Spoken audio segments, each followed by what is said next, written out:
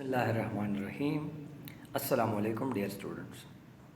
Class 10th में previous class में हमने डिस्कस किया था about central nervous system, mean that about brain and spinal cord. Brain में बुनियादी 3 पार्ट्स और फिर हर एक में 2 और फिर लास्ट वन में 3 पार्ट्स हमने डिस्कस किए थे अलॉन्ग विद देयर फंक्शंस। ठीक है, फिर शॉर्टली स्पाइनल कार्ड के बारे में बात हुई। आज हम पढ़ रहे हैं नर्वस सिस्टम का दूसरा पोर्शन जो कहलाता है पेरिफेरल नर्वस सिस्टम।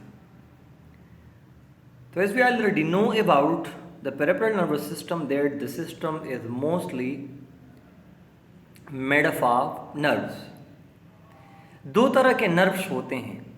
नर्व्स हमने पहले क्लास के लास्ट में नर्व्स का डेफिनेशन किया था दूसरे में। तो नर्व्स हमारे पास the collection of axon covered by a membrane और कवर्ड बाय अ लेयर। जब आक्सान की कलेक्शन को कवर्ड किया जाता है then the particular structure is known as nerves. तो पेरिफेरल नर्वस सिस्टम में मोस्टली नर्व्स होते हैं और नर्व्स हमारे पास 2 टाइप के हैं। यहाँ पर मैं टाइप की बात कि बेस जो है वो इसका पोजिशनल टाइप है। कहने का मतलब ये है कि जो नर्व्स, जो धागे, जो तारे इंसान के दिमाग से निकलते हैं और हेड एरिया को कवर करते हैं, हेड को, नेक को, इन तमाम एरिया को, वो नर्व्स कहलाते हैं क्रेनियल नर्व्स। और वो धागा नुमा स्ट्रक्चर, वो नर्व्स जो स्पाइनल कार्ड से निकलते हैं और तमाम बॉडी तक चले जाते हैं, तमाम बॉडी पार्ट्स तक चले जाते हैं, वो कहलाते हैं स्पाइनल नर्व्स। तो क्रेनियल नर्व्स जो हैं ये नंबर में 12 पेयर्स हैं, ये 12 जोड़े हैं, 24 नर्व्स हैं टोटल। ये हमारे हेड एरिया को, हमारे नेक को, इन तमाम एरिया को कवर करते हैं, बेस एरिया को। बाकी हमारे पास जो 62 नर्व्स होते हैं, 31 जो पेयर्स हैं, ये स्पाइनल कार्ड के दोनों साइड से निकलकर बॉडी के कोने कोने तक चले जाते हैं। वहाँ से इंफॉर्मेशन का कलेक्ट करना, इंफॉर्मेशन का ले जाना फिर इनका काम है। ठीक है, इसके बाद ये जो क्रेनियल नर्व्स होते हैं, the cranial and spinal nerves make the pathway, 2 pathway ये बनाते हैं। The first one is called sensory pathway। Sensory जो ऑलरेडी CNS में हमने बात की थी, और इसी पाथवे पर क्या होता है, conduction of impulses from different part of the body toward the central nervous system. Sensory pathway के थ्रू इम्पल्सेस रिसेप्टर से CNS में आते हैं और मोटर पाथवे के थ्रू इम्पल्सेस CNS से एफेक्टर में जाते हैं। ठीक है, फिर जो मोटर पाथवे हैं ये 2 सिस्टम बनाते हैं। मोटर पाथवे 2 सिस्टम बनाते हैं। यहाँ पर दोबारा रिपीट करता हूँ, मोटर पाथवे में क्या होता है, CNS से इम्पल्सेस जाते हैं एफेक्टर की तरफ, मतलब ब्रेन और स्पाइनल कार्ड से इम्पल्सेस जाते हैं, इलेक्ट्रिकल जो सिग्नल्स होते हैं वो जाते हैं मसल्स और ग्लैंड्स की तरफ। ठीक है, तो यहाँ पर सोमैटिक नर्वस सिस्टम इसमें पहला है। Somatic nervous system it control conscious and voluntary action. It include all the motor neuron that are conducted to skeletal muscles. Somatic nervous system हमारे पास ये तमाम कॉन्शियस वॉलंटरी एक्शंस को कंट्रोल रखते हैं। ठीक है, और इनमें तमाम वो मोटर न्यूरॉन होते हैं जिनका कनेक्शन स्केलेटल मसल्स के साथ है। स्केलेटल मसल्स हमारे पास स्पेशल टाइप ऑफ मसल्स होते हैं जो बोन्स के साथ अटैच होते हैं और जो हमारे कंट्रोल में होते हैं, जो कॉन्शियस या वॉलंटरी एक्शंस परफॉर्म करते हैं। ठीक है, दूसरा मोटर पाथवे में है ऑटोनॉमिक नर्वस सिस्टम। तो जो ऑटोनॉमिक नर्वस सिस्टम है it consist of motor neuron that are connected to cardiac muscle, smooth muscle and glands. Cardiac हमारे बॉडी में स्पेशल टाइप ऑफ मसल्स है जो सिर्फ इंसानी दिल में पाए जाते हैं, ये स्ट्रॉन्ग मसल होते हैं, ये कभी रुकते नहीं और ये हमारे कंट्रोल में नहीं होते, बल्कि इनका एक्शन ऑटोमेटिक परफॉर्म होता है। ठीक है। दूसरा हमारे पास स्मूथ मसल्स हैं। तो स्मूथ मसल्स हमारे पास वो मसल है जो मोस्टली विजरल ऑर्गन में होते हैं, जिस तरह हमारे इंटेस्टाइन में, हमारे स्टमक में, ठीक है, इस तरह जो है इंटरनल पार्ट्स में। तो ये स्मूथ मसल्स होते हैं और इसके अलावा ग्लैंड्स हैं। तो ग्लैंड्स जो हैं वो सेल्स, वो टिश्यू, वो ऑर्गन जिससे सिक्रेशन होती हैं। तो autonomic nervous system mostly connection करता है कार्डियक मसल से, स्मूथ मसल से और ग्लैंड्स के साथ, और ये तमाम चीज़ें अनकॉन्शियस हैं। ठीक है, वो हम इस पर हमारा कंट्रोल नहीं है। Autonomic nervous system consist of sympathetic and parasympathetic. फिर ये ऑटोनॉमिक नर्वस सिस्टम को तकसीम किया गया है दो सिस्टम में। एक होता है सिंपैथेटिक नर्वस सिस्टम और दूसरा होता है पैरासिम्पैथेटिक नर्वस सिस्टम। दोनों अलग अलग कंडीशन में काम करते हैं। सिंपैथेटिक नर्वस सिस्टम तब एक्टिवेट होता है जब इमरजेंसी की हालात हो। तो इस सिस्टम का दूसरा नाम फाइट और फ्लाइट सिस्टम भी है, या इनका रिस्पॉन्स फाइट और फ्लाइट रिस्पॉन्स होता है।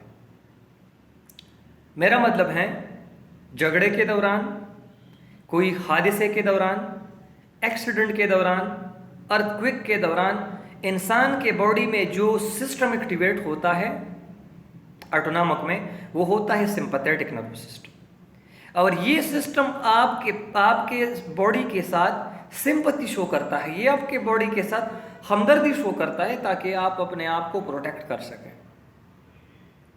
तो इस सिस्टम के दौरान क्या होता है, मिसाल के तौर पर इमरजेंसी की हालात के दौरान क्या होता है, ये सिस्टम आपके फ्यूपल को डायलेट करता है। फ्यूपल हमारे आंख का जो दरमियानी डार्क ब्लैक पोर्शन होता है, ये फ्यूपल होता है, और इसी पर हमारी आंख में लाइट अंदर जाता है। तो ये पैरासिम्पैथेटिक नर्वस सिस्टम जब एक्टिवेट होता है तो आंख के फ्यूपल डायलेट हो जाते हैं, तो आप ज़्यादा चीज़ों को देख सकते हैं। विजन का जो प्रोसेस है वो बढ़ जाता है। स्पीड हार्ट बीट, दिल का जो बीटिंग है वो इंक्रीज हो जाता है ताकि ज़्यादा ब्लड को पंप कर सके। Increase breathing rate, breathing rate को इंक्रीज करता है कि ज़्यादा ऑक्सीजन ट्रैप हो सके और फिर ज़्यादा रिस्पिरेशन हो के ताकि ज़्यादा एनर्जी दे सके। एंड इनहिबिट डाइजेशन, और डाइजेशन को इनहिबिट करता है, क्योंकि इमरजेंसी के कंडीशन में डाइजेशन की कोई ज़रूरत नहीं है बॉडी को। मिसाल के तौर पर अर्थक्वेक होता है तो ज़्यादा एनर्जी आपकी मसल्स के लिए ज़रूरी है ताकि आप किसी बिल्डिंग से भाग सकें। ठीक है, इसके अलावा किसी दूसरे इमरजेंसी, एक एक्सीडेंट के दौरान आपका यह सिंपैथेटिक नर्वस सिस्टम एक्टिवेट होता है, इसी दौरान आपका डाइजेशन नहीं होता, डाइजेशन का प्रोसेस स्लो हो जाता है। ठीक है, तो ये एक फाइट और फ्लाइट रिस्पॉन्स होता है। जब इंसान रिलैक्स कंडीशन में होता है, जब हम रेस्ट में होते हैं, तब इसी दौरान कुदरत, निज़ाम, अल्लाह की ज़ात एक और सिस्टम को एक्टिवेट करता है हमारे बॉडी में, और वो कहलाता है पैरासिम्पैथेटिक नर्वस सिस्टम। अब ये parasympathetic nervous system completely opposite function करता है सिंपैथेटिक के, उसके बरक्स ये फंक्शन करता है। ठीक है, तो ये वो सिस्टम है जिसको रेस्ट एंड डाइजेस्ट रिस्पॉन्स कहा जाता है। इससे जो पहला है वो फाइट एंड फ्लाइट है, और ये रेस्ट और डाइजेस्ट रिस्पॉन्स है, बस आप रेस्ट करें और डाइजेस्ट करें। इसमें it cause pupil to contract, हमारे फ्यूपल कंट्रैक्ट हो जाते हैं, हम ज़्यादा विजन का जो अमल है वो थोड़ा सा कम हो जाता है। इट प्रोमोट डाइजेशन, डाइजेशन अच्छी तरह स्टार्ट हो जाता है। And it bring the rate of the heart beat to normal, आपका ब्रीथिंग रेट और आपका हार्ट बीट नॉर्मल होता है, या नॉर्मल से भी थोड़ा सा कम आ जाता है। So this is called parasympathetic nervous system. तो जो आप रिस्क कंडीशन में हैं, आप मूवी देख रहे हैं, आपका कोई टेंशन नहीं है, आप घर में बैठे हुए बिल्कुल रिलैक्स हैं, तो इसी दौरान आपके बॉडी में पैरासिम्पैथेटिक नर्वस सिस्टम एक्टिवेट होता है। पर जब कोई इमरजेंसी की कंडीशन आती है तब आपके बॉडी में सिंपैथेटिक नर्वस सिस्टम एक्टिवेट हो जाता है। मौके के मुनासिबत से ये सिस्टम ऑफ और ऑन होते हैं। ठीक है, अच्छा, इसके बाद आते हैं रिफ्लेक्स एक्शंस की तरफ कि what is reflex actions. Reflex action as an automatic, immediate, quick, involuntary quick response to an environmental change। माहौल में जब कोई तब्दीली आती है ना, तो इस तब्दीली को जब ऑटोमेटिक, फौरन, इनवॉलंटरी और क्विक रिस्पॉन्स दिया जाता है, वही रिफ्लेक्स एक्शन कहलाता है। आप याद रखिए कि इसमें मोस्टली ब्रेन इन्वॉल्व नहीं होते, मोस्टली इसमें स्पाइनल कॉर्ड इन्वॉल्व होता है। पर मैंने प्रीवियस क्लास में ये क्लियर किया था कि जब ये रिफ्लेक्स एक्शन हमारे गर्दन, हमारे नेक के नीचे हो तो स्पाइनल कॉर्ड इन्वॉल्व होगा। अगर रिफ्लेक्स एक्शन हमारे हेड एरिया में है तब इसमें ब्रेन इन्वॉल्व होगा। तो ये एक इनवॉलंटरी रिस्पॉन्स होता है। मिसाल के तौर पर blinking of eyes when something come close to the eye. आंख के करीब जब कोई चीज आता है तो हम फौरन अपनी आंख को क्लोज करते हैं, and this is an example of reflex action. या हम किसी गर्म चीज के साथ हाथ को लगाते हैं, बॉडी पार्ट्स को लगाते हैं, फौरन इसको पीछे हटाते हैं। कोई भी हम ये नहीं सोचते, सोचने का अमल बाद में होता है, एक्शन इससे पहले होता है। अगर आप पहले सोचते हैं कि ये चीज़ गर्म है, अगर मेरा हाथ यहाँ पर लगा हुआ है तब क्या होगा, नहीं लगा हुआ है तब क्या होगा, मैं हाथ को पीछे करूँ आगे करूँ, तब आपका हाथ जल जाएगा। तो रिफ्लेक्स एक्शन के दौरान पहले एक्शन होता है, बाद में आप इस चीज़ पर सोचते हैं, तो ये रिफ्लेक्स एक्शन होता है। या इसके अलावा हम एग्जांपल लेते हैं कि हम किसी नेल के ऊपर, किसी नोकदार चीज़ के ऊपर पाँव हमारा आ जाते हैं, हम फौरन पाँव को हटाते हैं। हम ये नहीं सोचते अगर हम पाँव नहीं हटाएंगे तब क्या होगा, कितना नुकसान हमें होगा, कितना हमें दर्द महसूस होगा, कभी हम ये नहीं सोचते। हम डायरेक्टली अपने जो है हाथ है या पाँव हो उसको उठाते हैं, उस चीज़ को निकालते हैं, बाद में हमें ये जो है इस पर गौर फिक्र करने का मौका मिलता है। तो इस तरह के जो ऑटोमेटिक, क्विक, इमीडिएट रिस्पांस होते हैं एनवायरमेंटल स्टिमुलस को, इस तरह के एक्शन कहलाते हैं रिफ्लेक्स एक्शंस। और इस पर हमारा कोई कंट्रोल नहीं होता, ये ऑटोमेटिक होते हैं। ठीक है। इसके अलावा रिफ्लेक्स आर्क की बात हुई है कि रिफ्लेक्स आर्क क्या चीज़ है। A reflex action is performed through a short and simple pathway of neuron called the reflex arc। जिस तरीके से जिन चीज़ों पर ये रिफ्लेक्स एक्शन का अमल होता है वो चीज़ें कहलाती हैं रिफ्लेक्स आर्क। ठीक है। तो ये स्टार्ट हो जाता है सेंसरी न्यूरॉन से, जो रिसेप्टर के साथ मौजूद होते हैं, और फिर वहाँ से जाते हैं स्पाइनल कॉर्ड में, फिर स्पाइनल कॉर्ड से मोटर न्यूरॉन के थ्रू एफेक्टर में ऑर्डर आ जाता है। तो ये हमारे पास एक सिंपल तरीक़ेकार है इसका। ठीक है। पर अगर ब्लिंकिंग आइज की हम बात करते हैं तो वो सेंसरी न्यूरॉन मैसेज ले आते हैं ब्रेन में, और ब्रेन से फिर डायरेक्टली उस पर्टिकुलर मसल्स में या ग्लैंड्स में जो एक्शन परफॉर्म करेगा। यहाँ पर डू यू नो में लिखा गया है कि क्या हमने कभी ये सोचा है कि जब हम कुछ मेडिसिन लेते हैं, सेडेटिव मेडिसिन, नशावर चीज़ें, नारकोटिक्स लाइक हीरोइन है, अल्कोहल हैं, निकोटीन है, कैफीन है, इस तरह की चीज़ों से इंसानी नर्वस सिस्टम को रिलैक्सेशन आता है। इवन हम चाय पीते हैं ना, कॉफ़ी पीते हैं, चाय पीते हैं, ग्रीन टी है या कोई इस तरह, ब्लैक टी में मोस्टली होता है, जब हम ये लेते हैं ना तो इसके साथ इंसानी ब्रेन थोड़ा सा रिलैक्स हो जाते हैं। इसकी एक वजह है, वजह यह है कि एक न्यूरॉन और दूसरे न्यूरॉन के दरमियान थोड़ा सा स्पेस होता है, और उसमें कुछ खास किस्म के केमिकल रिलीज होते हैं, और उसी केमिकल से ये इम्पल्स, ये मैसेज एक न्यूरॉन से दूसरे में ट्रांसफ़र होता है। तो जब हम इस तरह की चीज़ें लेते हैं तो इम्पल्स का जो रेट है, इम्पल्स का जो स्पीड है, वो स्लो डाउन हो जाता है, तब हम रिलैक्सेशन महसूस करते हैं। ठीक है। अच्छा, इसके बाद रिफ्लेक्स एक्शन के बाद ये इसकी पाथवे हैं। तो स्टेपस में आप देख सकते हैं कि एक स्टिमुलस आया और स्टिमुलस एक रिसेप्टर ने रिसीव किया। स्टिमुलस मिसाल के तौर पर आग है, जिसके पास साथ आपकी हाथ जो है वो टच हो जाता है। तो दूसरा स्टेप क्या होगा, activation of sensory neuron. Sensory neuron activate हो जाता है जो अब स्टिमुलस को ले जाएगा ब्रेन में या स्पाइनल कार्ड में। ठीक है, तो तीसरा स्टेप आप देखें कि इंफॉर्मेशन आते हैं सेंट्रल नर्वस सिस्टम में, और अब सेंट्रल नर्वस सिस्टम इस इंफॉर्मेशन को प्रोसेस करता है। सेंट्रल में या ब्रेन है या स्पाइनल कार्ड है। फिर वहाँ से एक्टिवेट हो जाता है मोटर न्यूरॉन 4th स्टेप में, और फिर वो मोटर न्यूरॉन के थ्रू ऑर्डर जाता है इफेक्टर में, और वही इफेक्टर अब एक्शन परफॉर्म करेगा।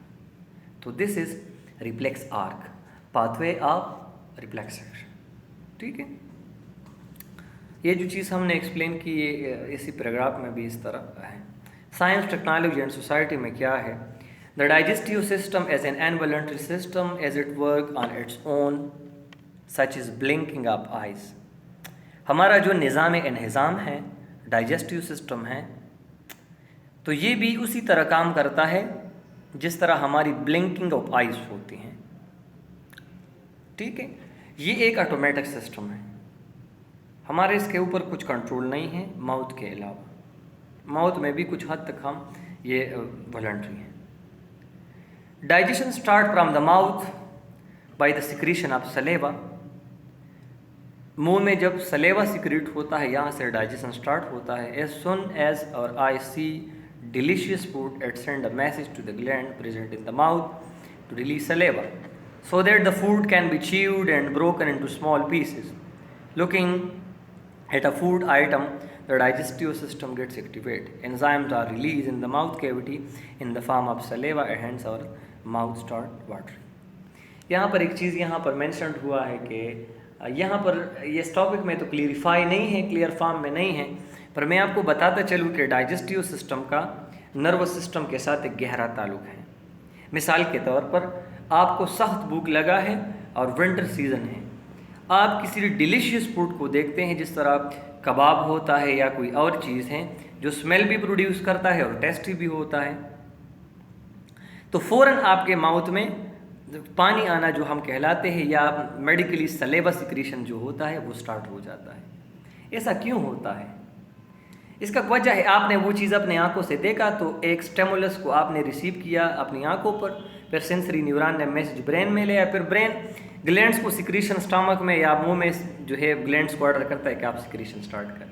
हालांकि अब फूड नहीं है, ठीक है, पर आने की तवक्को है या सिस्टम चाहता है कि फूड आ जाए, तो इसी वजह से वो माउथ वाटरिंग स्टार्ट हो जाता है। ठीक है, अच्छा बेटा आते हैं receptor in the human body. Receptor हमारे पास क्या चीज़ हैं? तो रिसेप्टर हमारे पास सेल्स होते हैं या टिश्यू होते हैं या एक खास आर्गन्स होता है जो सेंसेशन का अमल करता है, वो रिसेप्टर कहलाते हैं। तो बॉडी में मुख्तलिफ़ किस्म के रिसेप्टर हैं इंसानी जिस्म में। तो सबसे जो पहला यहाँ पर है वो फोटो रिसेप्टर है। फोटो का मतलब होता है लाइट और रिसेप्टर का मतलब होता है परसीव कर। तो आइज़, आँखें जो है ये फोटो रिसेप्टर हैं। सोनो मीन साउंड रिसेप्टर, तो ये एयर्स हैं हमारे कान, कॉल्ड सोनो रिसेप्टर। एक होता है कीमो रिसेप्टर जिस पर हम जायका वगैरह टेस्ट करते हैं, हमारी ज़ुबान और हमारी नोज़ जिस पर हम स्मेल लेते हैं, ये कीमो रिसेप्टर इसमें होते हैं। फिर मैकेनिकल रिसेप्टर होते हैं जिस पर हम